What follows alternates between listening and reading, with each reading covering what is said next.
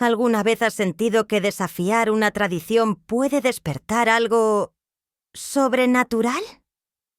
En un pequeño pueblo olvidado de Nicaragua, una joven costurera llamada Lucía decidió ignorar las advertencias más antiguas durante la Semana Santa. Lo que ocurrió después dejó a todos sus habitantes con una advertencia que aún hoy se cuenta en voz baja. Una procesión misteriosa, un regalo inesperado y un precio que podría cambiar tu vida para siempre. ¿Quieres saber qué le entregaron aquella noche a Lucía? Pues mira completo este cuento que nos contaban nuestros abuelos. Anécdota de Semana Santa en un pueblo olvidado de Nicaragua. Desde los albores del tiempo, las tradiciones han tejido las vidas de quienes habitan las tierras de Nicaragua. En cada rincón de este país centroamericano, donde el verde exuberante de los árboles se entrelaza con el azul infinito del cielo, las creencias populares guardan historias que atraviesan generaciones. Una de ellas, arraigada en el corazón de un pequeño pueblo llamado San José del Río, narra lo que ocurrió durante una Semana Santa, cuando una joven costurera desafió los mandatos ancestrales. Mi abuela solía contar esta historia mientras meceaba su mecedora bajo el portal de su casa, rodeada por el aroma a café recién colado y olores de flores de limonarios. Su voz era como un susurro del pasado, cargado de misterio y advertencias. Decía que en aquellos días, especialmente el jueves y viernes santo, el mundo se detenía en el pequeño pueblo. Nadie trabajaba, nadie cocinaba, ni siquiera se barría el patio. Se creía que cualquier actividad mundana podía perturbar el silencio sagrado y atraer la ira de fuerzas invisibles. El respeto a estos días no es solo una tradición, decía ella con solemnidad, es una protección. Fue en los años 70, cuando el pueblo aún no estaba conectado por carreteras pavimentadas, que ocurrió lo que muchos aún recuerdan como la advertencia de la costurera. La protagonista de esta historia era una joven llamada Lucía, cuyas manos eran tan hábiles con la aguja que parecían bendecidas por los santos. Sus vestidos, bordados con hilos dorados y flores delicadas, eran codiciados por todas las mujeres del pueblo. Pero Lucía también era conocida por su terquedad, esa que la llevaba a desafiar incluso las advertencias más antiguas. Un viernes santo, cuando el sol comenzaba a ocultarse tras las montañas y las campanas de la iglesia repicaban lentamente, la madre de Lucía le pidió que la acompañara a la procesión nocturna. Era una noche especial, donde las calles se iluminaban con velas y los fieles caminaban descalzos en penitencia. Pero Lucía, absorta en su labor, respondió con firmeza: «Madre, todavía tengo que terminar este vestido para la boda de la hija de doña Mercedes. No puedo perder tiempo». Su madre, una mujer devota y sabia, suspiró profundamente y le dijo: «Hija, cierra bien las puertas y ventanas, y sobre todo, no le abras a nadie». Lucía le respondió: «Sí, madre, no te preocupes», sin darle mucha importancia. Para ella, las advertencias de su madre eran solo supersticiones y nada más.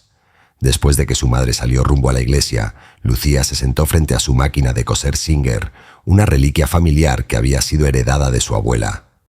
El sonido de la aguja perforando la tela llenaba la habitación, mientras afuera caía la noche. Pero entonces, algo extraño ocurrió.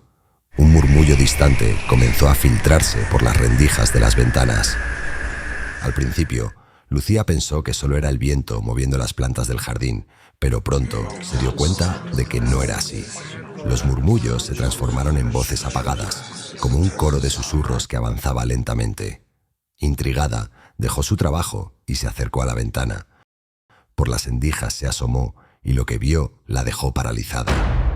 Una procesión de figuras encapuchadas iba pasando por la calle, vestidas de negro, caminaba en completo silencio. Llevaban velas apagadas en las manos y sus rostros estaban cubiertos por sombras de sus capuchas. No había niños ni ancianos entre ellos, solo adultos, con expresiones inmóviles, como si estuvieran atrapados en un sueño o una pesadilla. Lucía sintió un escalofrío por todo su cuerpo, pero su curiosidad fue más fuerte.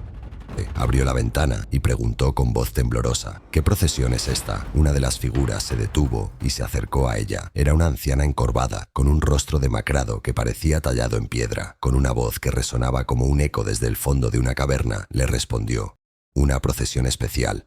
Luego extendió una mano huesuda y le entregó un pequeño paquete envuelto en un trozo de tela negra. Estaba una candela. «Cuando termines tu trabajo, enciende esta vela», dijo la anciana antes de alejarse, perdiéndose entre la multitud.